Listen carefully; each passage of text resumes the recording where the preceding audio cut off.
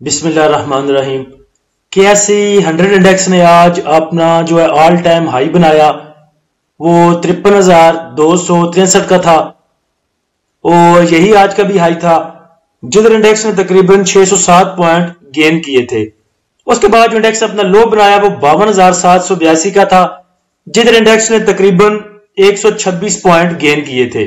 यानी कि आज लो पे भी इंडेक्स ने कुछ लूज नहीं किया, बल्कि 126 पॉइंट पॉजिटिव में था इंडेक्स। और इंडेक्स की क्लोजिंग देखें तो वो 53,123 पे है, या कह सकते हैं कि 53,123 गो पे है। तो इधर आके इंडेक्स ने 466 पॉइंट जो है वो गेन किए हैं। और अगर इंडेक्स की क्लोजिंग देखें तो वो भी अपने हाई से हाफ से ऊपर है। तो इस लाइन में ये डार्ट की जगह देख लें, हाफ से आगे है, बल्कि हाफ और फुल के दरमियान में है ये। और इंडेक्स भी अपने फुल टाइम हाई पे मूव कर रहा है। वॉल्यूम की बात करें तो 215 मिलियन के या 216 मिलियन कह लें, 216 मिलियन के वॉल्यूम ट्रेड हुए हैं आज KSE 100 इंडेक्स में सिर्फ। और अगर डे रेंज की क्लोजिंग के साथ अगर नंबरिंग में क्लोजिंग देखें तो वो भी 53,123 पे है। तो जुबैर भाई मुझे लास्ट टाइम मैसेज कर रहे थे, उन्होंने कहा था जी कि क्लोजिंग देखो 53,123 गो पे है, तो हो सकता है इंडेक्स आगे गो करेगा। अब गो करेगा या इसको धक्का लगा के अगले गो बैक करा देंगे, वो तब देखते हैं क्या होता है। लेकिन इंडेक्स बहुत ही खतरनाक जगह पे मूव कर रहा है। बहुत रिजर्व होके काम करें, बहुत फंडामेंटल स्ट्रांग जो स्टॉक है उनमें काम करें, या जिनके पास आगे की कुछ मूव बचती है, जिन्हें कुछ नजर आता है उनमें काम करें। उन स्टॉक्स में काम ना करें जिनके पास आगे ग्राफ में रोड मैप भी कोई नहीं, जिनकी सड़कें खत्म हो गई हैं, उनसे जरा अवॉइड करें। टॉप एक्टिव स्टॉक में देखें तो कोहिनूर शिपिंग मिल में सबसे ज्यादा आज वॉल्यूम ट्रेड हुए हैं 43 मिलियन के, PRL में 41 मिलियन के। वैसे PRL ने भी अच्छी मूव दिखाई आज। उसके बाद TPLP को देखिए, उसमें भी 29 मिलियन के वॉल्यूम और इसकी क्लोजिंग भी 1338 पे हुई है, तो अच्छी क्लोजिंग है TPLP की भी।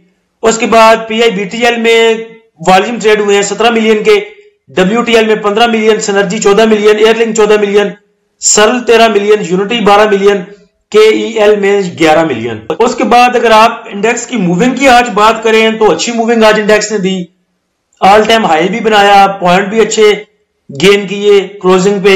उसके बाद जो वॉल्यूम ट्रेड हुए वो भी ठीक है। उसके बाद स्टॉक भी अच्छी मूविंग दे रहे थे। शेल को देखें अगर, तो जिन बंदों ने शेल पुराने बाय किए हुए थे 155 पे, 154 पे, वो कह सकते हैं शेल में मूविंग नहीं थी। लेकिन जिन्होंने 148 पे उठाया हुआ था, 149 पे उठाया हुआ था, वो तो कह सकते हैं कि शेल में मूव थी, क्योंकि उन्हें 3-4 पे आज बचे उसमें।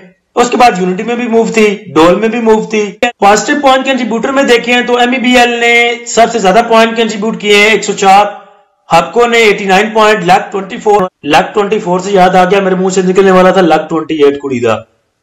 लक में किए हैं 24, FFC 24, OGDC 23, सेल 20, BFL 20, SNGP 19, Colgate 18, PAKT 15। Minus point contributor में देखें तो HBL ने माइनस पॉइंट कंट्रीब्यूट किए हैं 24, Engro 21, SRVI 13, MLCF 8, MCB 6, PIOC 6, KEL 6, DAWH 6।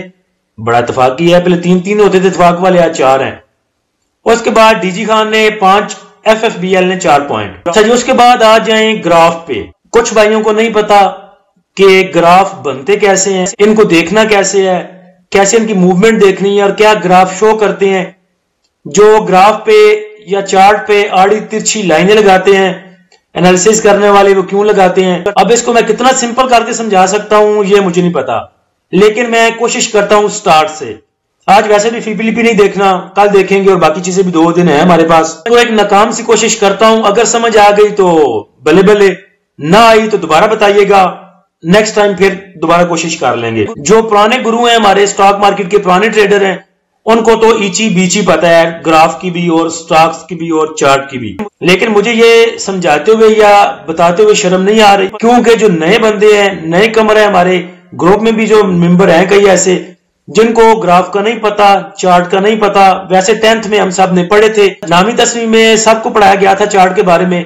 वो टीचर हमें कहते भी थे कि वो ग्राफ पेपर लेके आया करें। रेड कलर का ग्राफ पेपर होता था, मेरे ख्याल से उस टाइम 5-10 रुपए का मिलता था, और उस पे लाइनें लगा के हमें बताते थे कि और कैसे ग्राफ ड्रा करना है। तब हमारी समझ में आती नहीं थी और हमारे सर के ऊपर से गुजरती थी कि यार हमने ग्राफ क्या करने हैं, क्या ड्रामे हैं ये। तो चले बेसिकली स्टार्ट करते हैं। मेरे पास कुछ वेल इक्विपमेंट तो नहीं है और ना ही मैंने कुछ ऐसा ग्राफिक प्रोग्राम किया हुआ है लैपटॉप में, सिंपल पेंट प्रोग्राम है। चलिए उसी से शुरू करते हैं। तो पहले देखते हैं ग्राफ बनता कैसे था, ग्राफ बनाते क्यों है, इसकी जरूरत क्यों पेश आती है।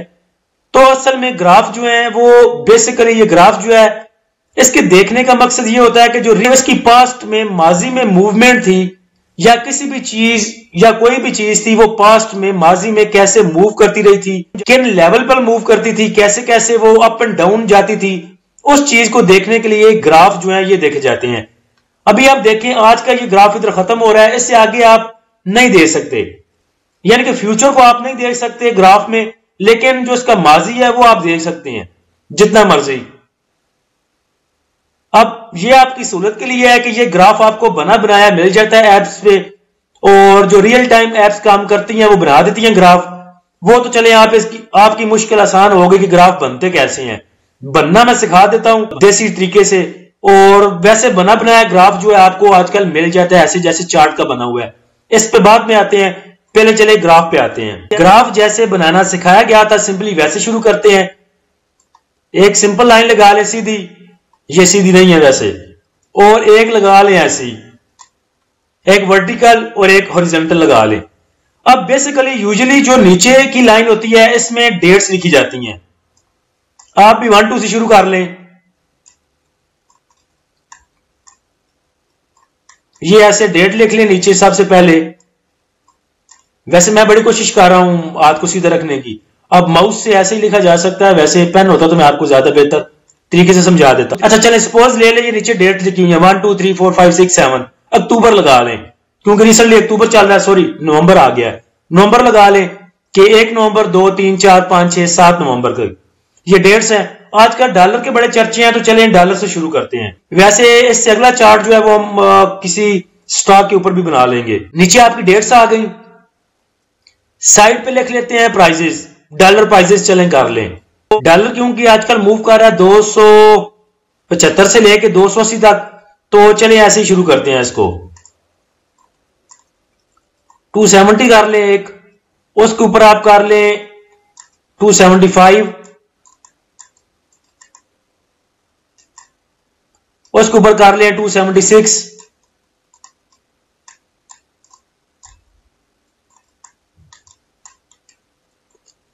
उसके ऊपर कर लें 280 क्योंकि आज 280 286 285 पे मूव कर रहा है, तो चलें जरा रियल टाइम हो जाएगा। सपोज अभी देखते हैं कि जो आपके पास 1 नवंबर था, 1 नवंबर को डॉलर की प्राइस थी 270 रुपए, तो आप 270 के सामने और 1 के ऊपर एक डॉट लगा लें। उसके बाद 2 तारीख आ गई, 2 नवंबर को डॉलर प्राइस थी 276 रुपए, अब 2 के ऊपर और 276 के सामने एक डॉट लगा लें। 3 को डॉलर प्राइस आप कर लें थोड़ी डाउन हो गई और आई 275 पे, तो 3 के ऊपर और 275 के सामने एक डॉट लगा लें इधर। उसके बाद 4 को फिर अप हो गई प्राइस और चलेगी 276 पे, अब 276 के सामने और 4 के ऊपर एक डॉट लगा लें। उसके बाद 5 को ये चलेगी 280 पे और 5 के ऊपर और 280 के सामने एक डॉट लगा लें। उसके बाद 6 को फिर ये आ गई 270 पे, 270 पे एक डॉट लगा लें 270 के बिल्कुल सामने और 6 के ऊपर। उसके बाद 7 को फिर ये चलेगी 276 पे, तो 276 के सामने और 7 के ऊपर एक डॉट लगा लें। ये आपके पास ग्राफ हो गया 7 दिन का डॉलर प्राइस का। अब इन डॉट्स को आपस में मिला लें,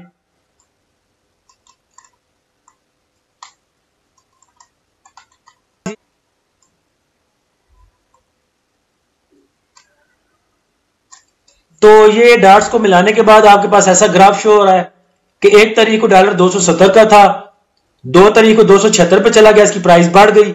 उसके बाद 3 तारीख को ये नीचे आ गया, प्राइस कम हो गया, इसकी 275 पे, ग्राफ नीचे आ गया लाइन।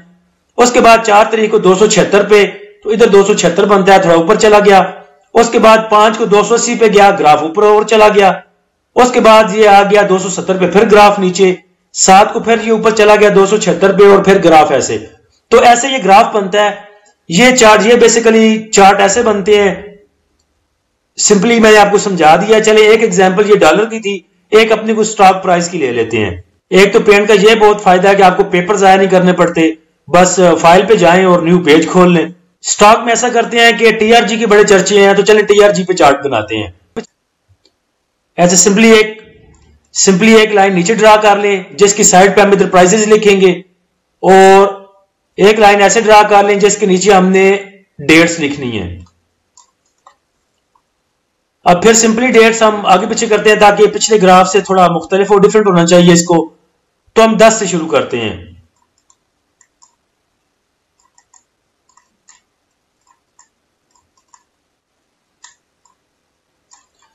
ये 10 से लेके तक जो है ये डेट्स आ गई। इधर छोटा सा मैं टीआरजी लिख देता हूं ताकि आपको पता चले कि ये हमारे ऑल टाइम किंग टीआरजी का चार्ट है। उसके बाद इसकी प्राइसेस देख लेते हैं। आपको पता है कि टीआरजी हमेशा नीचे की तरफ ही जाता है। तो चलें 88 से शुरू करते हैं।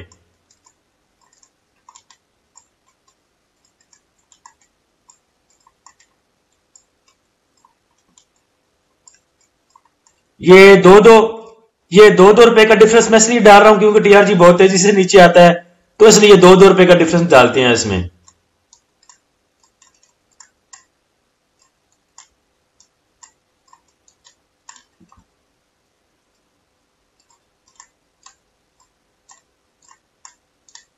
ये साइड पे आ गई, सारी प्राइसेस आ गई और नीचे आ गई आपकी डेट्स। अब 10 नवंबर को टीआरजी मूव कर रहा था 88 पे, 10 के ऊपर और 88 के सामने एक डॉट लगा दें। उसके बाद 11 को इसकी प्राइस और कम हो गई और ये आ गया 86 पे, 86 के सामने और 11 के ऊपर डॉट लगा दें। अब 12 को इसकी प्राइस और कम हो गई और आ गई 84 पे। अब 12 के ऊपर और 84 के सामने एक डॉट लगाएं। 13 को इसकी प्राइस आ गई 82 पे, 82 पे लगाएं। 14 को इसकी प्राइस आ गई 80 रुपए पे, 80 के सामने और 14 के ऊपर डॉट लगाएं। और 15 को इसकी आ गई 76 पे, ये लें। और कभी कभी आपको पता है कि टीआरजी शर्म कर जाता है और ऊपर की मूव भी देता है, तो चलें 16 को ऐसे करते हैं, इसको शर्म दिला लेते हैं। 16 पे इसने कोई शर्म की और दोबारा चला गया 84 पे। अब 84 के सामने और 16 के ऊपर लगा लें इधर एक डॉट, और 17 को इसने 88 दिखा दिया, जो कि अब तक दिखाया नहीं। झूठ ही बोल रहे हैं, जैसे मर्जी बोल लें। 88 पे डॉट लगा लें। अब इन डॉट्स को आपस में मिला दें।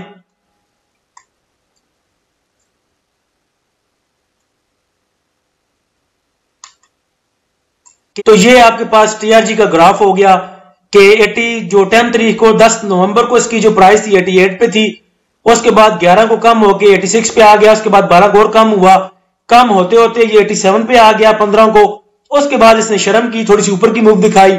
पहले 86 को आके इसने टच किया, उसके बाद 17 को इसने 88 को टच किया। तो ये पता है कि पहले ये नीचे आया बिल्कुल और उसके बाद फिर इसने अपसाइड मूव बनाई। तो ये जो चार्ट होते हैं, जो ग्राफ होते हैं, ये किसी भी स्टॉक की, किसी भी चीज की, इसमें आप टीआरजी का चार्ट ले सकते हैं, आप टीआरजी ले सकते हैं। आप इसमें आटे की प्राइस ले सकते हैं, पेट्रोल प्राइस ले सकते हैं, डॉलर प्राइस ले सकते हैं। आप इसमें अपने घर का खर्चा ले सकते हैं, कोई भी, फॉर एग्जांपल कोई भी चीज आपने लेनी है वो साइड पे लिख सकते हैं इधर, और उसके बाद नीचे डेट्स लिखें और ऐसे इसका ग्राफ बनता है। मेरे ख्याल से ग्राफ का कंसेप्ट तो आपको क्लियर हो गया। अब चलते हैं रियल टाइम ग्राफ की तरफ। तो ये बिल्कुल वैसे ही चार्ट है, देख लें। साइड पे प्राइसेस लगी हुई हैं। ये वैसे अपना KSE 100 इंडेक्स का चार्ट है। तो साइड पे इसके पॉइंट्स लगे हुए हैं, देखें 58,000, 56,000, 53, 52, 50, 44, 42, 40। ये साइड पे, जो इस साइड पे, राइट साइड पे इसके ये पॉइंट्स लगे हुए हैं जहां पे ये मूव करता है। नीचे देखें वैसे यूजुअली डेट्स लगी हुई हैं। ये 22 है, 2022, अप्रैल, जुलाई, 3 मंथ के हैं। अगर आप इसको करेंगे ऐसे एक्सपेंड हो जाएगा और जो नीचे देखें डेट्स वो क्लोज जो थी वो एक्सपेंड होके मंथ पे आ जाएंगी। और अगर इसको आप जूम, इधर ये डे वाइज है, उसके बाद ये वीकली है, उसके बाद मंथली है। और अगर आप इसको सिलेक्ट करेंगे 1 मिनट, 5 मिनट, 15 मिनट, 30 मिनट, 1 घंटे का, तो ये आपको वैसा चार्ट शो करेगा। सपोज 1 मिनट का करते हैं, तो देखें जो 1 मिनट में मूवमेंट थी इंडेक्स की वो आपको शो हो रही है।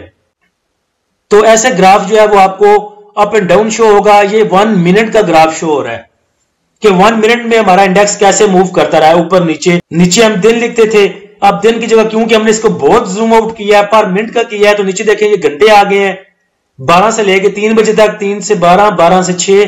तो पीछे जो आपको मैंने चार्ट बनाना दिखाया था पेंट पे, ये देखिए अगर इसको बहुत ज्यादा जूम आउट करेंगे तो इसकी कैंडल्स आपको शो होंगी। हम उधर डॉट लगाते थे, देखिए इस चार्ट में हमने डॉट लगाए थे ऐसे, लेकिन इस इंडेक्स में कैंडल्स शो होती हैं।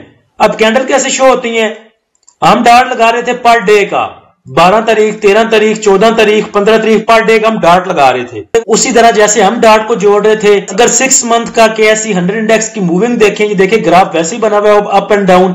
नीचे देखें जून, जुलाई, अगस्त, सितंबर, अक्टूबर, नवंबर, नीचे इसके मंथ लिखे हुए हैं, क्योंकि हमने मंथली खोला हुआ है। अगर 1 मंथ का करेंगे, इसके ऊपर से सिलेक्शन करेंगे, देखें ये नीचे डेट वाइज आ जाएगा और ग्राफ हमारा वैसे ही अप एंड डाउन मूव कर रहा है। किसी भी जगह पे क्लिक करें तो ये एक डार्ट शो होता है। देखें डार्ट के ऊपर लिखा हुआ है कि 17 अक्टूबर, उसके आगे देखें 19 अक्टूबर, उसके बाद 23 अक्टूबर, उसके बाद 26 अक्टूबर। वैसे ये डार्ट लगा के इनको मिलाया जाता है तो ये ऐसे चार्ट शो होता है। लेकिन ये पर डे का है इसलिए आपको डार्ट शो हो रहे हैं। लेकिन सेम इसी ग्राफ में अगर आप इसको बहुत जूम आउट करके देखेंगे, ये कैंडल्स निकलेगी नीचे से। पिछले चार्ट में हमने डॉट में लाए थे क्योंकि वो पर डे का था। अब इधर आपको ये ग्राफ शो हो रहा है KSE 100 इंडेक्स का। ये आपको पता है कि KSE 100 इंडेक्स में बहुत सी ट्रेडिंग होती है। वो डॉलर प्राइस चूंकि एक दिन की थी, 1 डे, इसलिए हम एक डॉट लगाते थे। लेकिन KSE 100 इंडेक्स में आपको पता है कि एक एक मिनट में बहुत सी ट्रेडिंग होती है और यहां पे फिर वो डॉट नहीं लग सकते। यहां पे डॉट को मिला के कैंडल्स बनती हैं। अगर आप इसको वैसे देखेंगे तो ये आपको वैसे ही ग्राफ नजर आएगा जैसे डॉट मिले होते हैं।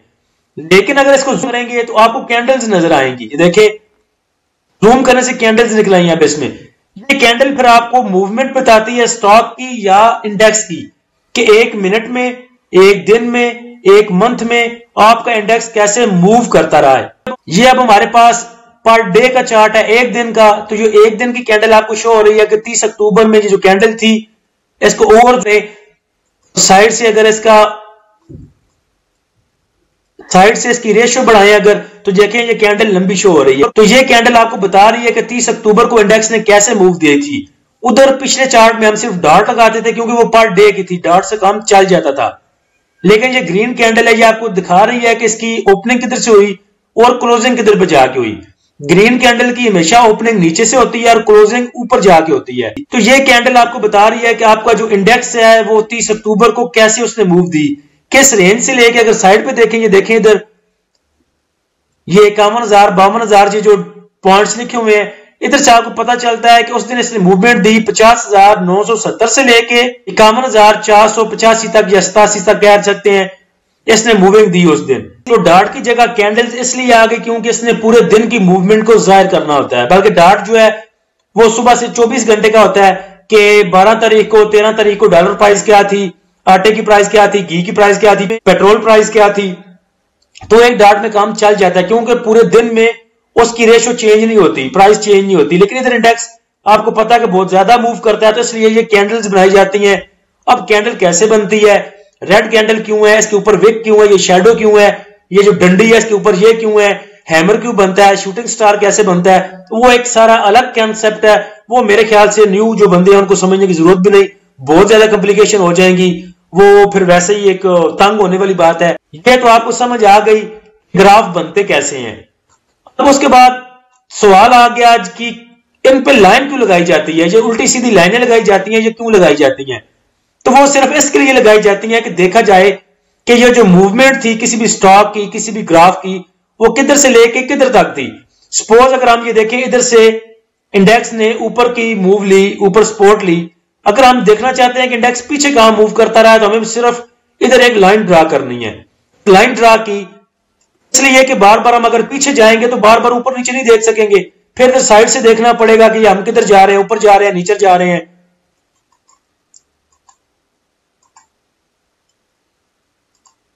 तो ये लाइन जो ड्रा की जाती है, ये सिर्फ इसलिए ड्रा की जाती है ताकि पता चले कि पीछे जो स्टॉक की मूवमेंट थी वो कैसी थी। अब हम अगर पीछे जाएंगे तो कैसे देखते फिरेंगे कि कैसे लेवल कैसे हमें पता चलेगा, बार बार वो अप एंड डाउन होते रहेंगे। तो एक लाइन लगा ली, हम पीछे जाते हैं इसके पीछे। इसको अगर जूम आउट करते हैं इसका,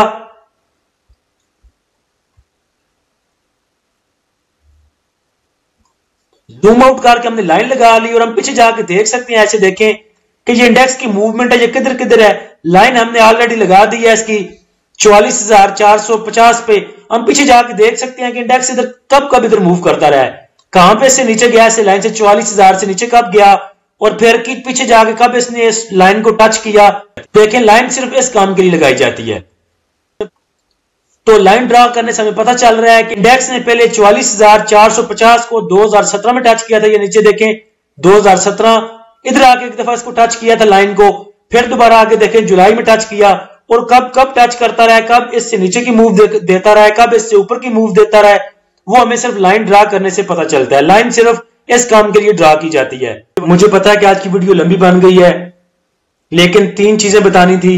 चार्ट बनता कैसे है, चार्ट को देखा कैसे जाता है, और चार्ट पे लाइन क्यों ड्रा की जाती है, ये तीनों चीजें करनी थी। तो मेरे ख्याल से ये तीनों चीजें मैं कर चुका हूं। अब किस तरह आपको समझ आ सकती है या मैं कुछ समझा सका हूं या नहीं, ये फिर आप मुझे ग्रुप में बता दीजिएगा, या पर्सनल आकर भी मुझे व्हाट्सएप पे बता सकते हैं। तो ये तीनों चीजें तो क्लियर हो गई। अब इसके बाद डबल लाइन क्यों लगती है, उसके बाद मूवमेंट कैसे बनती है, ये किसी दिन फिर और कर लेंगे। 3-4 दिन से आपको पता है कि वैसे ही मेरा गला ठीक नहीं, और आज तो लगता है सिर्फ 2 चम्मच पीना पड़ेगा। और हाँ, एक और बात एंड पे, कि जितने भी भाई मुझे पर्सनल में आके कमेंट्स में या जैसे भी आके सर बोलते हैं, प्लीज आपको कितनी बार बोला कि मुझे सर ना बोला करें। मैं कोई सर नहीं हूं, कोई टीचर नहीं हूं, ना मुझे ऐसा जितना पता है इंडेक्स के बारे में। जो हमारी डे ट्रेडिंग होती है उसके बारे में रात को आके आपसे गपशप लग जाती है, बस एज इट इज इतना ही मैं करता हूं। कोई सर मैं नहीं हूं, और मुझे इतनी रिस्पेक्ट ना दिया करें। मैं जैसे आप ट्रेडर हैं, मेरे ग्रुप में 200-300 बंदा वैसे ट्रेडिंग करता है, वैसे ही मैं ट्रेडिंग करता हूं। और बस ये है कि कुछ मैसेज ग्रुप में कर देता हूं ताकि आपकी आसानी के लिए। लिहाजा मुझे कोई भी आके सर ना बोला करें प्लीज। दोबारा कह रहा हूं आपको, पुराने जो है उनको तो पता चल गया, जो नए आते हैं, नए मेंबर्स हैं, वो फिर आके वैसे कहते हैं।